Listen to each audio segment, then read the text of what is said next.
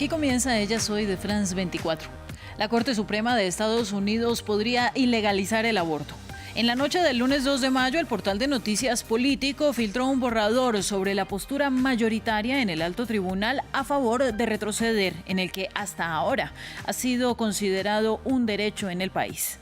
De emitirse, el fallo anularía Roe versus Wade, la decisión histórica que se firmó en 1973 en un caso histórico y que estableció a nivel federal el derecho constitucional y privado para interrumpir el embarazo.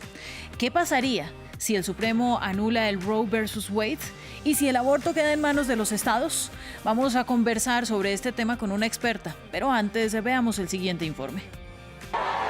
En varias ciudades de Estados Unidos, los manifestantes se tomaron las calles indignados, su ira dirigida a la Corte Suprema, tras la filtración del borrador de una opinión que sugería que el órgano judicial estaría a punto de anular el fallo histórico de Roe versus Wade de 1973, que estableció el aborto como un derecho constitucional. Da miedo, es devastador, pero definitivamente estoy motivada para seguir luchando y nos aseguraremos de que el acceso al aborto permanezca. No se trata solo del aborto, se trata del control. Y ahora estamos viendo que el control se nos va y no lo toleramos. Mientras estos manifestantes luchan para que se mantengan los derechos de las mujeres a decidir, algunos estados ya se están preparando para una nueva era. Si se anulara el fallo histórico, el derecho a interrumpir el embarazo se dejaría en manos de los legisladores estatales y los líderes de estados conservadores ya están listos para convocar a sesiones legislativas especiales para prohibir el procedimiento si el Tribunal Supremo revoca la sentencia. El gobernador de Oklahoma firmó un proyecto de ley que prohíbe el aborto después de 6 semanas, coincidiendo con una ley similar en Texas. Gobernadores demócratas en estados como California anunciaron rápidamente planes para consagrar el derecho al aborto en la ley local. Un movimiento alentado por el presidente Joe Biden. Su administración pide a la Corte Suprema que proteja el acceso al aborto. ¿Cómo se atreven a decirle a una mujer lo que puede y no puede hacer con su propio cuerpo? ¿Cómo se atreven a tratar de evitar que determine su propio futuro? ¿Cómo se atreven a negar a las mujeres sus derechos y libertades? El borrador no es una sentencia definitiva, por lo tanto, no es seguro que se revierta la histórica decisión, a pesar de una mayoría conservadora en la Corte Suprema. Una encuesta del Washington Post y ABC News encontró que solo el 28% de los estadounidenses cree que la decisión de 1973 debería ser anulada. Y la conversación sobre el tema es con Yohani Adames. Ella es directora de comunicaciones de Latino Victory Project. Trabajó en Planned Parenthood y ahora es también estratega política. Yohani, bienvenida a Ella Soy. ¿Qué pasaría si se anulara Roe versus Wade y qué consecuencias habría si cada estado tuviera en sus manos la decisión del aborto? Bueno, un placer estar contigo, Ángela. Va a ser devastador si llegase a suceder que la Corte Suprema anule el caso de Roe v. Wade. Esto va a desencadenar un sinnúmero de leyes estatales. Hay que recordar que Estados Unidos tiene 50 estados y cada estado regula el aborto de acuerdo a lo que su legislatura estatal considere. Entonces estamos hablando de que en estados más conservadores el aborto va a ser ilegal. En muchos casos se espera que automáticamente entre en vigencia leyes ya firmadas por gobernadores en estados conservadores, en casi 13 de ellos donde el aborto va a ser anulado por completo y en otros estados más o menos 26 donde el aborto va a ser restringido. Entonces estamos hablando que la mitad de Estados Unidos se va a quedar sin acceso al aborto seguro y legal. Bueno, y entendiendo que los demócratas han abogado mucho por proteger este derecho, basándose también en el derecho a la privacidad de las mujeres, Yohani, ¿por qué estaría en peligro ese derecho a la privacidad y por qué es factible para esta Corte conservadora cambiar el fallo, entendiendo que el aborto no aparece explícitamente en la Constitución como un derecho? El derecho al aborto no aparece en la Constitución de la misma manera que las mujeres y muchos de los derechos que nosotros tenemos en este país no aparecen bajo la Constitución en ninguna de las enmiendas. Esa no fue la idea original de los fundadores de este país. Por eso la Corte juega un papel tan importante, porque la Corte, al pasar los años, redefine cuáles son los derechos, qué es legal y qué no es legal, qué se ampara bajo la Constitución. Y esa era la idea original, que sea un documento vivo, que sea un documento que se analice nuevamente.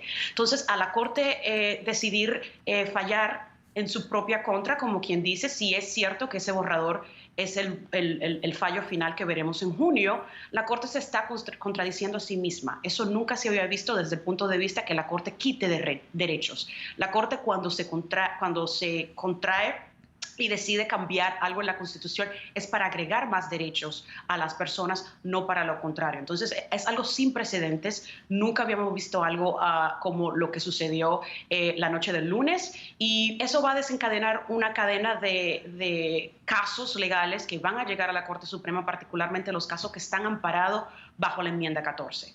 Bueno, pero es que también esto se dio bajo una situación particular, porque hoy en día tenemos una Corte Suprema con una mayoría conservadora, después de que en el mandato anterior Donald Trump tuvo la oportunidad de nombrar 2 jueces, ambos de corte conservadora. Estamos en un balance de 6-3. Y diciendo esto, le pregunto, ¿por qué avanza tanto esta tendencia en Estados Unidos hacia la prohibición, pese a haber legislado a favor en los 70? Esto sucede en la Corte Suprema, pero además ya vimos que están avanzando en restricciones en varios estados republicanos. ¿Cómo se relaciona todo? Es un plan estratégico que llevan los conservadores y los republicanos de hace décadas, desde que la Corte Suprema decidió legalizar el derecho al aborto a nivel nacional. Y hay que recordar que lo que la Corte Suprema hizo fue definir el derecho al aborto bajo la enmienda 14.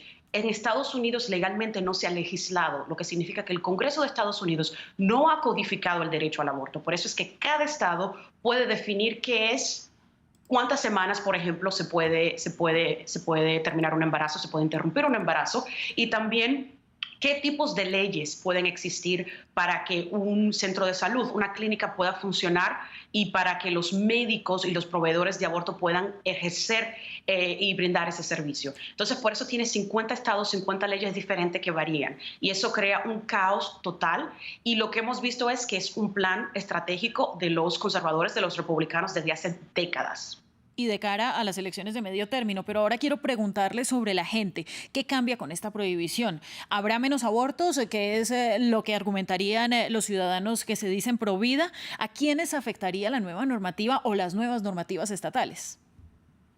Bueno, que el aborto esté anulado en la Corte Suprema no significa que el aborto se convierta inmediatamente ilegal en todo Estados Unidos. Lo que va a suceder es que va a regresar a los estados y la gente va a tener que hacer de acuerdo a lo que su estado diga. Entonces estamos creando un sistema, un caos legal, donde si vives en la Florida, aplica una ley diferente a si vives en el estado de Nueva York. Entonces eso va a crear que tus derechos se cambien de acuerdo a cuando cruzas la línea de un estado a otro.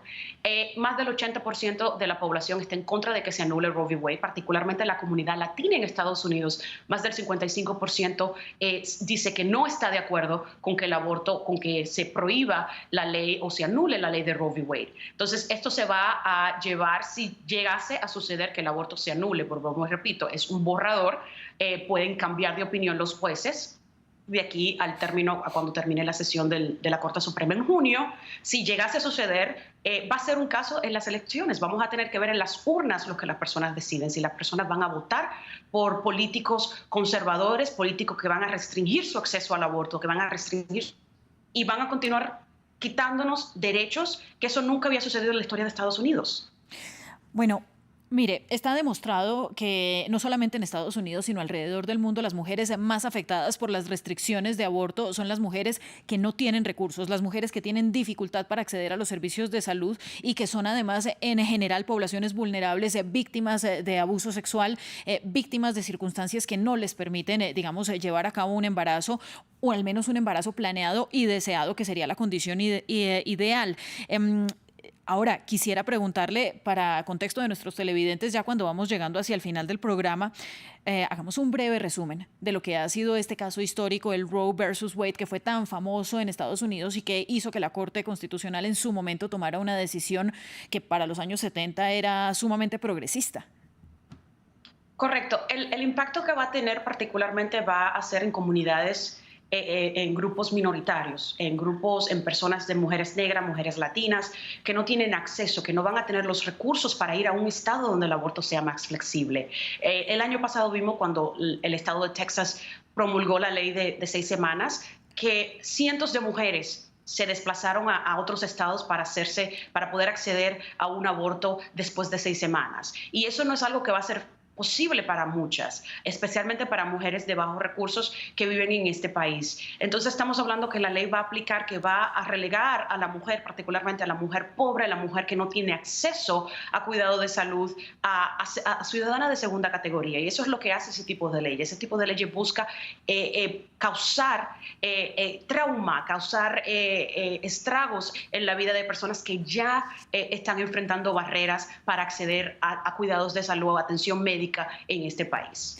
Pues Johanny, muchísimas gracias a usted por el contexto que nos da en este caso. De todas maneras, claro que hay que aclararlo, no hay una decisión tomada todavía, la estamos esperando para mediados de este año y estaremos atentos al desarrollo y sobre todo a las implicaciones que tendría un cambio o una ilegalización y anulación del fallo Roe versus Wade. Gracias a usted por estar con nosotros y a nuestros televidentes. Sigan en France 24, nos vemos próximamente en Ellas Hoy.